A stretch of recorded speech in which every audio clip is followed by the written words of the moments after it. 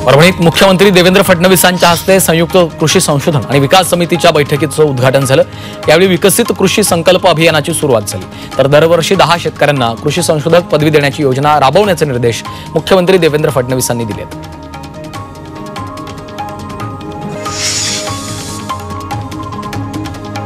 मावळमधील तळेगाव दाभाडे शहर आणि सोमाटणे ग्रामपंचायत यांच्यामध्ये वसलेल्या ठाकर वस्तीला तालुका प्रशासनानं पहिल्यांदा भेट दिली। आमदार सुनील शेळकेंच्या सूचनेनंतर प्रशासनानं ठाकर वस्तीला भेट दिली। यावेळी प्रशासनानं नागरिकांच्या समस्या ऐकून त्यांना शासकीय योजनांची माहिती दिली आहे।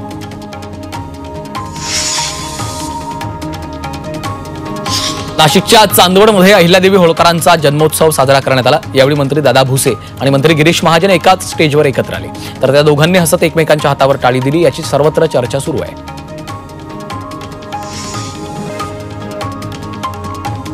लाडकी बहीण योजनेचा लाभ घेणाऱ्या महिलांच्या खात्यांची तपासणी होणार आहे। ऑनलाईन अर्ज दाखल करताना कुणी चुकीच्या निकषांवर अर्ज भरले असतील तर त्यांची तपासणी होईल, अशी प्रतिक्रिया सुनील तटकरे यांनी दिली आहे।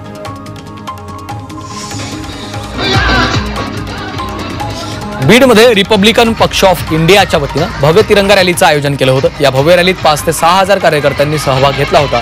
शेकडो महिला हातामध्ये तिरंगा आणि निळे झेंडे घेऊन रॅलीत सहभागी झाल्या।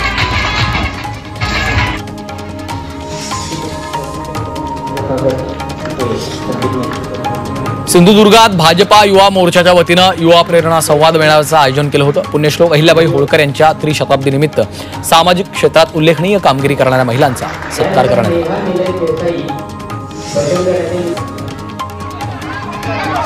जालन्यातल्या भोकरदन पोलीस ठाण्यामध्ये महिला शेतकऱ्यांनी राडा घातलाय। जवखेडा ठोंबरे गावातील शेतकऱ्यांचा शेतमाल खरेदी करून व्यापाऱ्यांना पैसे न देता धूम ठोकली। याबाबत भोकरदन पोलिसांनी तक्रार देऊन कुठलीही कारवाई न केल्याने महिला शेतकरी संतप्त झाल्या। त्यावेळी पोलिसांनी आंदोलक महिला यांच्या धक्काबुक्की झाली।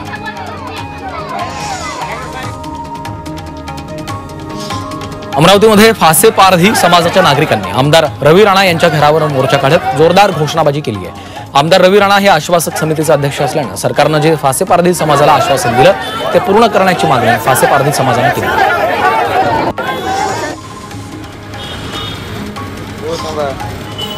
सातारा जिल्हाधिकारी कार्यालयाच्या समोर खेड ग्रामस्थांनी अर्धनग्न आंदोलन सुरू केलंय।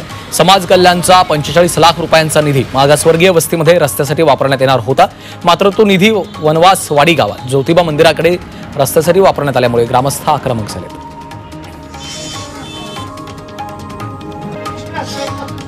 यवतमाळच्या आर्णीमध्ये शिवसेना उद्धव ठाकरे पक्षानं आंदोलन केलंय। वीज पुरवठा सुरळीत करण्यासाठी हे आंदोलन करण्यात आलं। यावेळी आंदोलकांनी वीज वितरण कंपनीच्या अभियंत्यांना घेराव घालून वीज पुरवठा बद्दल जाब विचारला।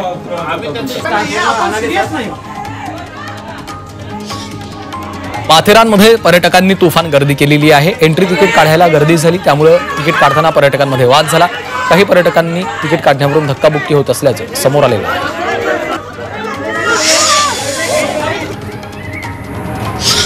राज्यातील 65 किल्ल्यांवरील अतिक्रमण 31 मे पर्यंत काढण्याचे आदेश राज्य शासनाने दिले होते, मात्र अद्याप एकही किल्ल्यावरील अतिक्रमण हटवण्यात आलं नाहीये। त्यामुळे याकडे मुख्यमंत्री आणि उपमुख्यमंत्र्यांनी लक्ष द्यावं अशी मागणी करण्यात आली आहे। वाशिम शहरात वाहतूक पोलिसांनी वाहन चालकांवर कारवाईचा धडाका लावलाय। परवाना नसलेल्या आणि ट्रिपल सीट वाहन चालवणाऱ्यांवर कडक कारवाई सुरू आहे। ड्रायव्हिंग लायसन्स, वाहन नोंदणी प्रमाणपत्र, PUC यांची तपासणी केली जाते। कागदपत्र न आढळल्यास दंडात्मक कारवाई सुरू आहे।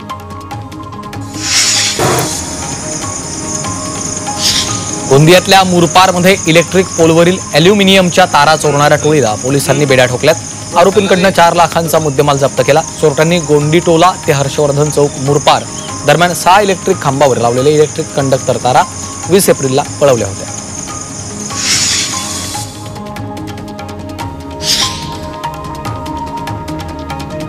पालघरमध्ये प्रियकरानं अल्पवयीन मुलीवर गोळीबार केला। या गोळीबारात अल्पवयीन मुलगी गंभीर जखमी झाली। तिच्यावर बोईसर रुग्णालयात उपचार सुरू आहेत। प्रियकराला पोलिसांनी ताब्यात घेतलंय।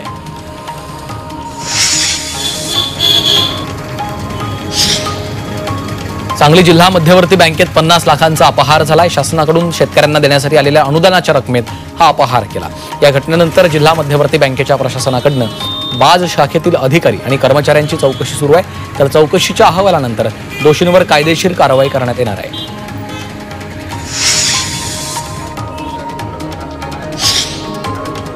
नाशिकमध्ये घरफोडी करणाऱ्यांवर कारवाई करण्यात आली। पोलिसांनी घरफोडी करणाऱ्या 4 संशयितांना अटक केली आहे, तर संशयितांकडून 9 तोळे सोनं जप्त केलं।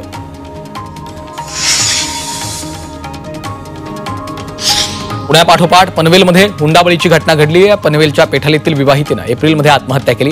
सासरच्या त्रासाला कंटाळून सोनम केनीनं आयुष्य संपवलं। घराच्या कामासाठी माहेरवरून 20 लाख रुपये तसंच वंशाला दिवा हवा म्हणून छळ सुरू होता।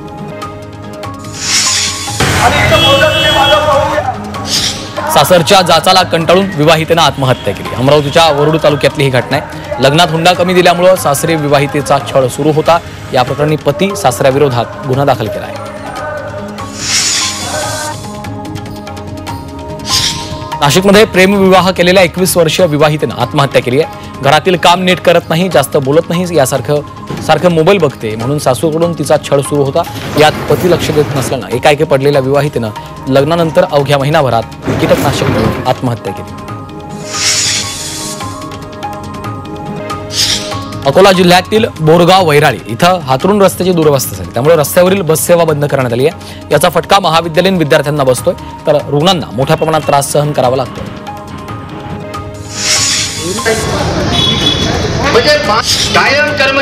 नांदेडमध्ये महापालिका कर्मचारी संघटनेकडून इशारा सभा घेण्यात आली आहे। सेवानिवृत्त कर्मचाऱ्यांचं वेतन 5 तारखेपूर्वी द्यावं, महागाई भत्ता लागू करावा, कंत्राटी कामगारांचं वेतन वाढवावं अशा मागण्या या सभेत केल्यात। तर मागण्या मान्य न केल्यास 4 जून रोजी आंदोलनाचा इशारा दिला आहे।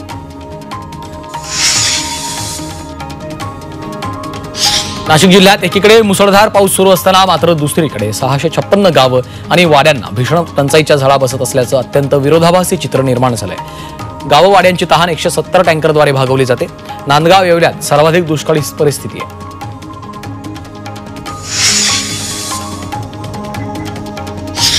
मराठवाड्यात अवकाळी पावसानं टँकरग्रस्त गावांना दिलासा मिळाला नसल्याचं दिसून येत आहे। मे महिन्याच्या सुरुवातीला 349 टँकरना पाणी पुरवठा केला जात होता, त्यानंतर 23 मे पर्यंत टँकरची संख्या वाढून 573 वर गेली आहे। गेल्या वर्षीच्या तुलनेत यावर्षी टँकरच्या संख्येत वाढ झाली।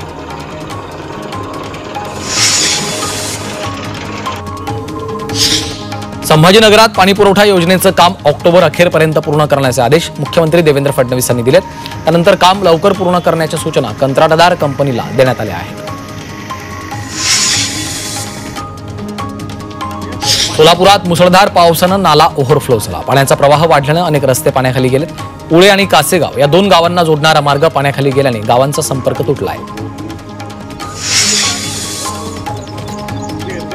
नाशिकमध्ये वादळी वाऱ्यासह पावसाची शक्यता हवामान विभागानं वर्तवली आहे। पुढील 24 तासात पावसाची शक्यता वर्तवली तर जिल्ह्यात ढगाळ वातावरणही निर्माण झालं आहे।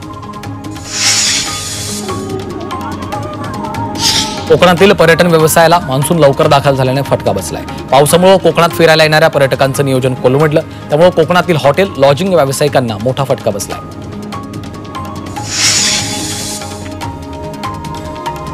चंद्रपुरात सध्या वाघामुळे दहशत पसरली आहे। मानव वन्यजीव संघर्षात जंगलालगत असलेल्या गावातल्या रोजगाराचा प्रमुख चेहरा पुढे आला। जिल्ह्यातील वेगवेगळ्या तालुक्यात सतत वाघ आणि वन्यजीवांचे हाल होत असताना पोटाची खळगी भरण्यासाठी ग्रामस्थ जंगलात जात आहेत।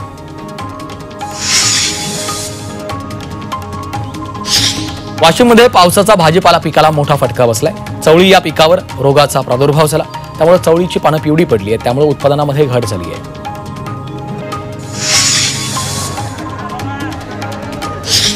वाशिममध्ये मान्सूनपूर्व पावसामुळे भाजीपाला पिकांवर रोगराईचा प्रचंड प्रादुर्भाव झालाय। याचा थेट परिणाम भाजीपाल्याच्या आवकेवर झालाय। किरकोळ विक्रेते भाजीपाला कमी दराने खरेदी करून नागरिकांना दुप्पट दराने विकत असल्याने ग्राहकांना महागाईचा फटका बसतोय।